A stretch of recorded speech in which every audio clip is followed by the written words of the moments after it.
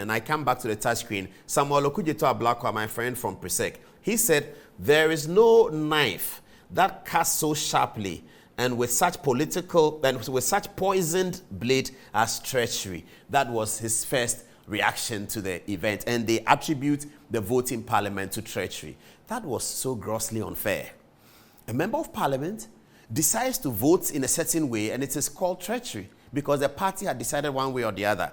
But these are people who were celebrating the events of 7 January 2021 and said that one NDC MPP member had voted according to conscience in the vote that dislodged Professor Michael Oquaye from the speaker's chair and handed it over in a dramatic way to Alban Sumano Kingsford Bagbin on that night. 1 or 2 MPP people. Now, I was telling you about the whip. That evening, this is the story. The president, apparently, Akufo-Addo, had gone to a Lisa hotel that evening to meet up with the majority caucus, as they would like to call themselves at that time, including the +1, okay? And he had campaigned with them that the votes should be solid, unanimous for Professor Michael Oquaye so that we can hold the speakership again. He had gone to do that because it had been reported to him that there are elements and sentiments within which are doing and all that. So, Mr. President, you may have to come in. No letter was issued. No letter was issued. They met, we had it 2 months later.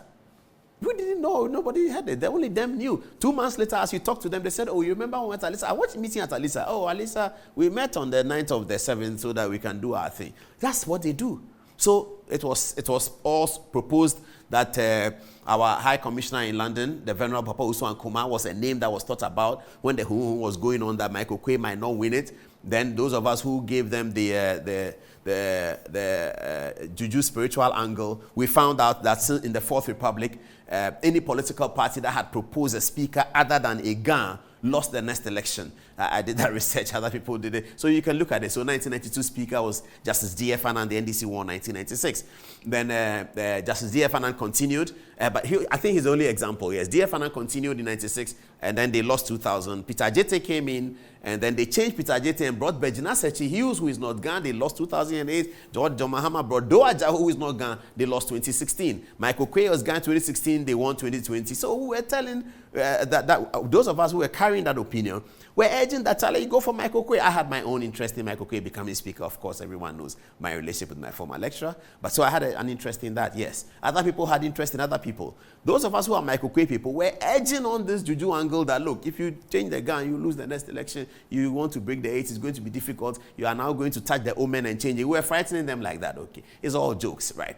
And so the Oquaye thing was there. But there were sentiments that, can we just get maybe another person like Papa Usu Nkrumah or Justice Doche or something like that? You know, that also was part of the conversation. Eventually, they went in and Oquaye didn't get it. You know, can you give me Michael Oquaye's photograph, please, if you have it? Give me Michael Oquaye's photograph. They'll put it there in a minute. And then the vote was taken, and the vote was lost.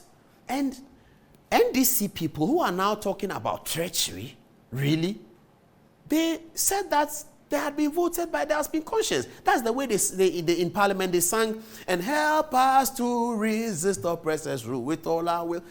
My friend Sosu from Medina, he was leading, and help us to, and they were stamping on the table, and help us to resist. Why? Because Michael Oquaye had been defeated. Carlos Ahenkra will never forget that day. He was looking at the vote count, and he was shocked. He carried the ballot paper and he ran away. You remember that? And they were celebrating what they are calling treachery today. They celebrated it. And help us to resist. Dominic Ayini was smashing the thing. And they were jubilating. All over. I had gone to bed. I'd gone to bed around 2 o'clock. When I woke up, I watched the television. I saw the NDC thing. I looked at my phone. Plenty people had called me. Where you there? Where you there? If you did Parliament, live there. Oh, something. I said, So the first person I called, Deputy Energy Minister, Bobo, is my man from Commonwealth. So he picked the phone. I said, lawyer, what is going on? He said, Charlie, drama. Oh. I said, why? He said, your man lose the speaker. Oh. I said, Jesus Christ. What happened? He said, we lose. I said, Oquaye has lost the speakership? I looked at the time, it was 5 something. I said, when? He said, like 1 hour ago. Why? You sleep? I said, no, I left the Parliament. I said, yeah. I called Gabo, Michael Oquaye's son, my senior. He didn't pick up. I said, I called Abonwa, his junior brother, another Okwe. He didn't pick up. Then another call came, somebody very important. I picked up. He said, Charlie, your man loose. I said, my Okwe has lost the speakership. Oh, Lord of Abraham. I said, what is happening? They said, well, the instruction is that they should quickly do the thing because the people who have come as guests for the inauguration, they are ready. So quickly, everything is going to happen, and then that's it. I said, so no turning back. I said, okay, I'll go and look for Prof. He said, yeah, go and look for him. So that was the story. And that's how it ended. And Okwe lost the speakership, the third most important. Bagbin says he's number 3. Remember, Bagbin has told us number 3 is not a joke, it's number 3. The third most important position in the government was lost to treachery. But nobody said, I didn't even hear that word. Nobody said treachery. Everybody started suspecting. Is it Adjo Asafo? That's what they said. I don't know who it is. Is it that person? Is it that person? All of that conversation went around. Michael Okwe went quietly home. President Akufo-Addo came to address the parliament. He urged unity. They continued to beat the majority caucus. Nobody started pointing fingers. Somebody has gone to collect bribe and somebody has taken money and somebody has taken this and somebody has... You see this. Ghana president urges unity after scuffle in parliament. That's what he did. He didn't come and issue a statement crying and bleeding a treachery of my party and somebody has committed treachery. Put Okuye to Ablakwa post there again. Some blade is sharper than treachery blade. What is all that? Do we have politicians who are not as matured as they ought to be? We saw what they are calling treachery occur in January 2001. Nobody did you see President Akufo write Facebook post? Akufo-Addo could have called Gabi, bring me your best English. And why is Upon Kruma? You two come, bring your best English. All of you come. Let's type. And they would have said, treachery has given the speaker to it. Why? Are we children? Are we not mature politicians? Parliament's vote goes against you. And there is no knife that cuts so sharply and with such poisoned blade as treachery. The nice English, though. I thought I was reading Othello or something like that. Nice English, I have to say. But what's the point? Okay, let's move on and listen to what President John Mahama's response. After that, I will show you Dr. Duffuor's response.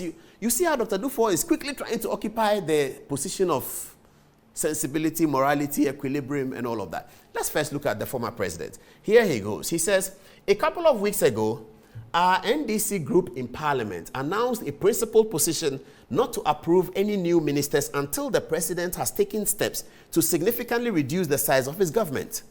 This position was supported by a broad section of Ghanaians and public advocacy groups. Unfortunately, Ghanaians were sorely disappointed yesterday when several members of the minority, for some parochial, this shouldn't have been a statement. This is so wrong to come from a leader like that. Minority for some parochial and personal interest. Oh my goodness, this is so bad. To conclude that there was parochial and personal interest, voted against the principal position. I keep saying that the advisors of President Mahama, you should never allow a president to issue a statement like this. Never. It should never happen. Go and check. I always talk about it. They never listen. President Mahama's handlers, who are they? What is wrong? You should never, ever allow a person who has carried the office of president issue a statement against his own members of, some of these members of parliament, I don't know who they are, some of the 30 or 20 who may have voted against the NDC, some of them may have slaved for President Mahama in one election or the other. Maybe you go to the constituency, they have a brutal story where on election day they had to do certain things to ensure that the presidential vote rises. You, as a president, you've won 5 million votes, 6 million votes. You should always be careful how you speak about anybody, because anybody could have been one of the 5 million. Worse of it, you're members of parliament, and then you call them parochial and personal interest. My goodness, I was so shocked, dramatically shocked. I said, where are we going with this? You see, I keep saying, it's not NDC or MP, it's the quality. When Hearts and Kotoko play, those of us who watch the great days of Hearts and Kotoko, you go to the stadium, and I was telling a colleague recently that when we started going to the stadium, I'm a Kotoko fan. In fact, when I was appointed as a PR of Asante Kotoko in the early 2000s, At that time, there was this high five and all that on social media. Was not like today, but there were some things they were doing. Friends in America were calling me that people say they know you and that you are a Hearts fan. So why are you doing a Kotoko job? That was the beauty of how we watched football in those days. Because I'm a Kotoko fan, I go and sit in the Hearts people, and we are watching the game together. We are speaking Ga. And when the Hearts person plays well, you find that all of us are clapping. We go to the stadium. Kotoko people know that Shamokwe is a great player. So Hearts of Folk line up. They have Nanabe Datsun in goal, Usman Usaki, Usman Uidi, flanks, left and right. They have Joado, my favorite player. They have Emmanuel Senegal. That's the defense is done. And then they have Sola Ayu, Abedi's brother, great player. And then the forward was just admirable. Yao Preko, Godwin, Ablode, Olabode Williams, Shamokwe, Mohamed Polo. I have never seen a forward line that can play football in Ghana like that forward line. Yao Preko 7, Ablade 8, Olabode 9, Shamo 10, Polo 11. Oh my goodness, that was it. So I'm sitting there watching a Hearts Kotoko game. Mohamed Polo does something with the ball, and the Kotoko people stand up and they are clapping. That is what we want. We want Kotoko to win. Hearts want to win. But when Joe Debra turns the ball around in a certain way, they know that this is football, and they clap. So we want NDC to be solid, MPP to be solid. We want to be like the Americans. They can brag about their politics. We don't want this kind of thing, that a president issues a statement discussing what has happened in Parliament. Then he says he's making a a negative value judgment on his members of Parliament. A president, his handlers must do something about it. It is getting very, very bad. You must do something about it. You cannot let President Mahama be exposed like that. Handlers, I beg you, Joyce Bauer, Dr. Maniboma, do something about it. You can bring the South Africans who helped you to win the 2008 election. They will show you that you can't write this as a president. You cannot do that. What is this? It's some parochial and personal interest voted against the principal position adopted by the party. I am also disappointed. Those responsible for this betrayal, he calls it betrayal, the language of everybody, the language of the radicals. John Mahama, the moderate, is now being compelled to use the language of the radicals. He says betrayal. I am disappointed that those responsible for this betrayal must do something, some serious soul searching, and learn to place national interest over personal interest. Really? Wow. Okay. I'm not surprised that Dr. Duffuor took advantage of the deficit in the statement. I'm not surprised. If I were him, I would just have said that, look, John Mahama's handlers have caused him to issue a very poor statement. Let's quickly take advantage of. I'm sure that's what happened. And here, see what Dr. Duffuor wrote. Let's get to the Duffuor statement. Let's compare that one. They'll put it up in a minute. Duffuor statement is coming, and then we proceed. This is what Dr. Duffuor said after President Mahama has written that. Let's see it. He says, it is clear that our country is in an extremely difficult position, and downsizing the government is in the interest of the public. However, I would like to caution against the use of negative language towards our MPs. That's a leader. That's what a leader does. He says he is cautioning. I'm sure that I am almost certain that some important people in the NDC must have phoned Dr. Duffuor and said, have you seen the president's statement, President Mahama's statement? Please, you need to do something about it. But why did he write that? I'm sure there's been conversations going on in there around this matter. I'm sure that President Mahama has been taken over by the radicals. So as a president, he issues statements using negative language against NDC MPs. You can't do that. Okay, it goes on. While it may be tempting to vent our frustrations in this way, I do not believe that it will help us find a solution to our challenges and reach a common ground that will position our great party for victory in 2024. Dr. Duffuor says, let us strive to approach the issues at hand with dignity and respect. Let us come together in a spirit of sobriety and work towards finding a way out of this difficult situation. A united house stands tall, but a divided one crumbles and falls. That's what leaders do.